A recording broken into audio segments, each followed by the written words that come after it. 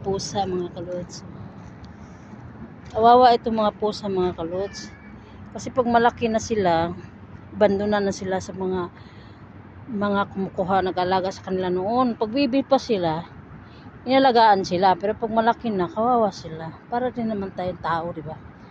Pag tumanda pala tayo, papayaan tayo, di ba? Dapat baby pa lang, hanggang lumaki, alagaan dapat. Kawawa, malalaki yung mga pusa. Yan. Kawawa naman. Yan mga kalods. Kawawa yung mga pusa. Malaki siya mga kalods. Yan. Kumakain sila. Kawawa nga siya. Meow! Meow! Meow! Hungry! Meow! Meow! Kawawa mga pusa mga kalods. Ayan mga kalods. Punta na tayo sa ating pupuntahan.